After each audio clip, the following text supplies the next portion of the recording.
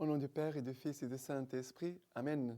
Grande joie d'être là avec toi en ce samedi 1er juillet. On commence un nouveau mois. Et nous commençons avec la Vierge Marie. Ça tombe très bien. Que la Vierge Marie puisse vraiment nous aider et que nous puissions toujours la garder devant nos yeux.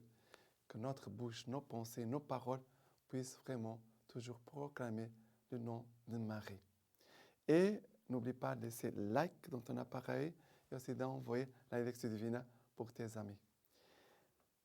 La première lecture d'aujourd'hui, c'est Genèse chapitre 18 à partir du verset 1.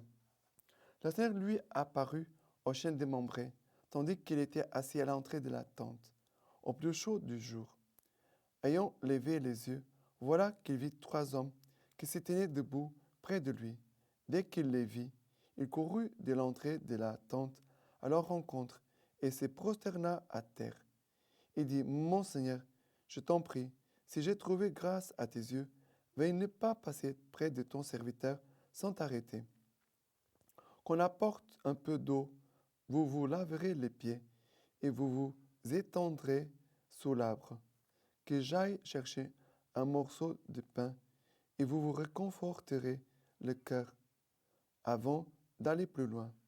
C'est bien pour cela que vous êtes passé près de votre serviteur. » Ils répondirent, « Fais donc comme tu as dit. » Abraham se hâta vers la tente auprès de Sarah et dit, « Prends vite 3 boisseaux de farine, de fleurs de farine, pétries et faites des galettes. » Puis Abraham courut au troupeau et prit un veau tendre et bon, et le donna au serviteur qui se hâta de les préparer, et prit du caillé, du lait, le veau qu'il avait apprêté, et plaça le tout devant eux. Ils se tenaient debout près d'eux, sous l'arbre, et ils mangèrent. Ils lui demandèrent, « Où est Sarah, ta femme ?»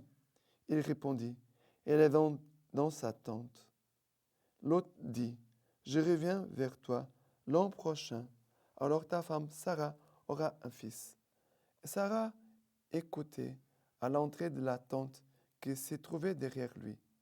Or Abraham et Sarah étaient vieux, avancés en âge, et Sarah avait cessé d'avoir ce qu'ont les femmes.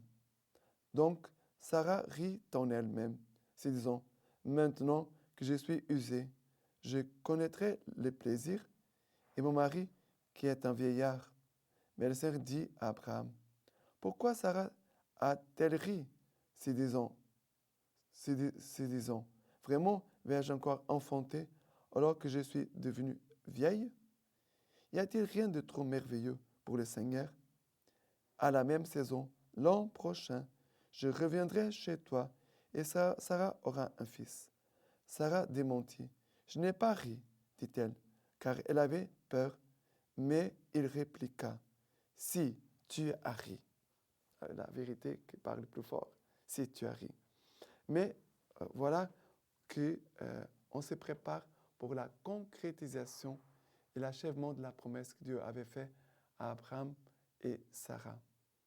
Ils avaient déjà les territoires, la terre, mais ils ont attendu 25 ans pour l'accomplissement de la promesse. Il ne faut pas se décourager. Il faut être patient. Il faut garder vraiment les promesses du Seigneur. Et c'est très beau parce qu'ici, il y a cette manifestation de ces 3 hommes, ces 3 anges, qui viennent chez Abraham. Et on pourrait dire que c'est une préfiguration de la Trinité. Abraham va accueillir chez lui la Sainte Trinité. Comme nous avons vu dans le livre de la Genèse, dans la création, quand il y a la création de l'homme, on entend le verbe au pluriel en disant « faisons l'homme à notre image et notre ressemblance ». Ça veut dire que c'est pluriel, ça veut dire que c'est la Trinité. Et nous voyons aussi la présence de la Trinité qui vient jusqu'à Abraham pour achever, conclure la promesse du Seigneur en disant « Dans un an, Sarah te donnera un enfant. Je reviendrai vers toi l'an prochain. Alors ta femme Sarah aura un fils. » Dieu dit « Je reviendrai. » Dieu ne dit pas seulement « Dans un an, Sarah va avoir un enfant. Dans un an, je reviendrai et Sarah aura un fils. » Hier, nous avons vu à Abraham qui a ri devant Dieu, qui renouvelait la promesse en disant, c'est quelqu'un de ton sang, et ce de ton sang que sera ton héritier. Et aujourd'hui, nous voyons que c'est Sarah qui va rire. Les deux vont rire parce qu'ils manquent de foi. C'est pour cela que souvent dans les images anciennes, on ne voit pas les gens rire parce que les rires, c'était quelque chose de négatif. Comme nous avons vu ici, les rires de Sarah et d'Abraham, c'était le manque de foi. Et quand Sarah va rire, Dieu va dire, y a-t-il rien de trop merveilleux pour le Seigneur? Y a-t-il rien de trop merveilleux pour le Seigneur? C'est la même phrase que Dieu va dire à la Vierge Marie en disant, car pour Dieu, rien n'est impossible à Dieu. Dieu est ici en train de dire la même chose. C'est pour cela que c'est très important de faire une comparaison entre Abraham et la Vierge Marie. Abraham qui inaugure tout l'Ancien Testament et la Vierge Marie qui inaugure tout le Nouveau Testament. Abraham, l'homme de la foi, la Vierge Marie, la femme de la foi. Obéissant, obéissant. Mais Marie n'a pas douté. Abraham va douter. Marie va vraiment croire entièrement à l'accomplissement de la parole du Seigneur. C'est pour cela qu'elle va dire, voici la servante du Seigneur, que me soit fait selon ta parole. Mais voilà, maintenant, dans un an, Dieu dit, Sarah te donnera un enfant. Voilà, c'est très beau. Et maintenant, les psaumes d'aujourd'hui viennent du livre de l'évangile de Saint Luc, chapitre 1er, à partir du verset 46. Le Magnificat. Mon âme exalte le Seigneur, mon esprit tressaille de joie en Dieu mon Sauveur, parce qu'il a jeté les yeux sur l'abaissement de sa servante. Oui, désormais, toutes les générations me diront bienheureuse, car le Tout-Puissant a fait pour moi de grandes choses. Saint est son nom, et sa miséricorde s'étend d'âge en âge sur ceux qui le craignent. 46, 47, 48, 49. Et maintenant, le verset 53 nous dit, verset 53, « Il a comblé des biens les affamés et renvoyé les riches les mains vides.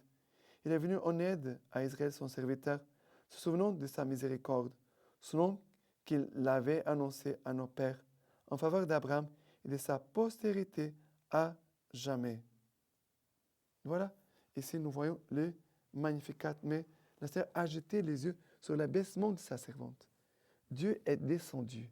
Dieu vient à notre rencontre. Dieu vient à la rencontre de l'humanité. Marie représente toute l'humanité. Abraham représente aussi toute l'humanité, chacun de nous. Que nous devons accueillir le Seigneur qui nous regarde et qui jette les yeux sur l'abaissement, sur l'humilité de ses serviteurs. Et le Seigneur va manifester sa grâce. Il va déployer la force de son bras. Le Seigneur va combler des biens les affamés. Le Seigneur va vraiment faire des merveilles pour que les hommes puissent croire, pour que les hommes puissent être touchés par l'amour de Dieu.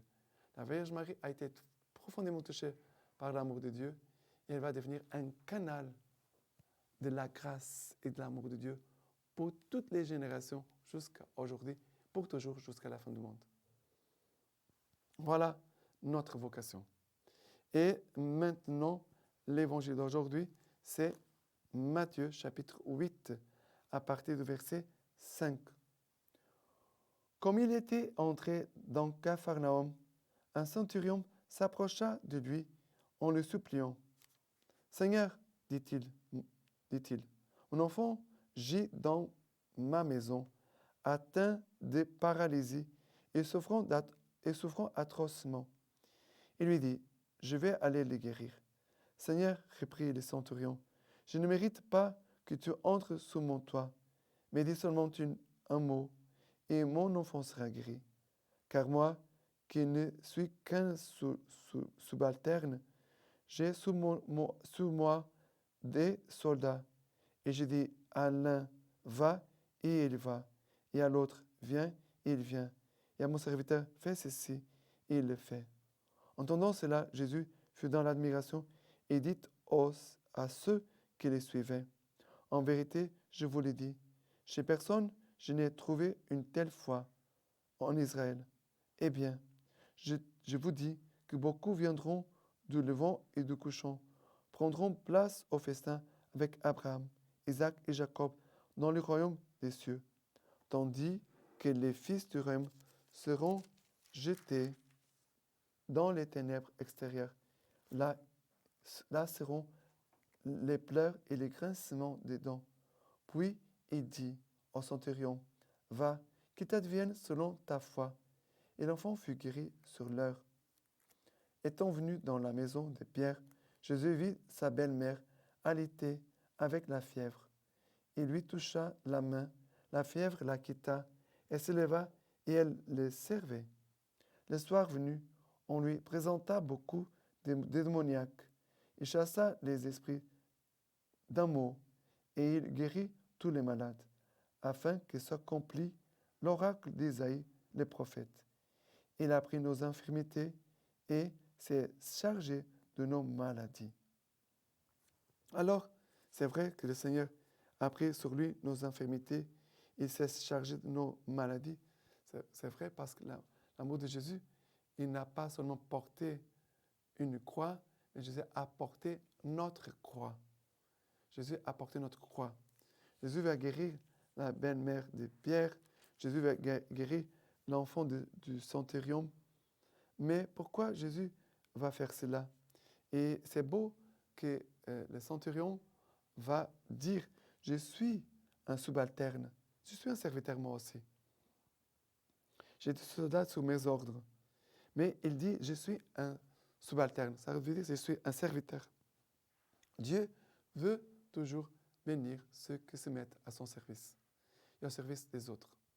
Dieu nous bénit quand nous sommes à son service et au service des autres, au service de son Église, de son royaume, de l'évangélisation et au service des pauvres, des malades, des souffrants. Le Seigneur va toujours nous bénir. Et nous voyons cet homme va être béni, car son enfant va être guéri. Il va être guéri parce que cet homme aussi, il n'est pas seulement un serviteur, mais c'est un homme de foi. Il dit seulement un mot, et mon enfant sera guéri. Dis seulement un mot. Il dit,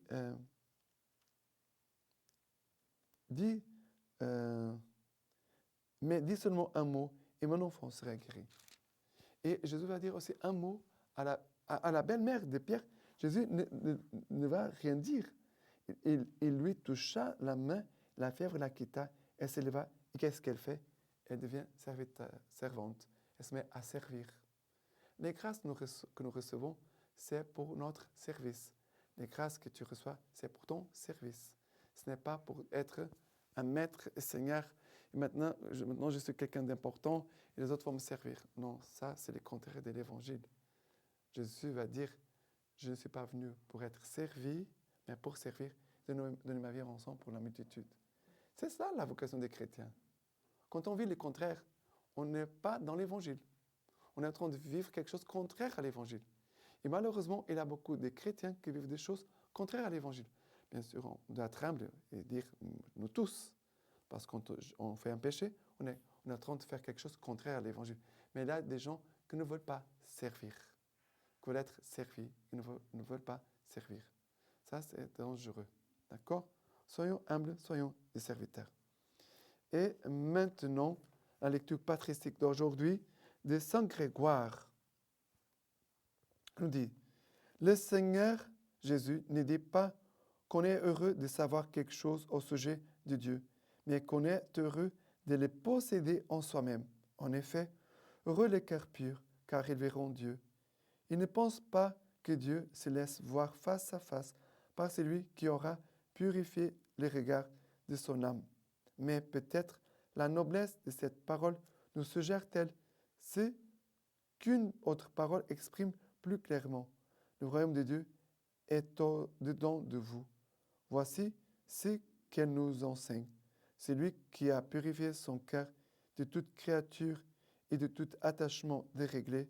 Vois l'image de la nature divine dans sa propre beauté. Maintenant, je vous laisse la bénédiction par les mains toutes pures de la Vierge Marie.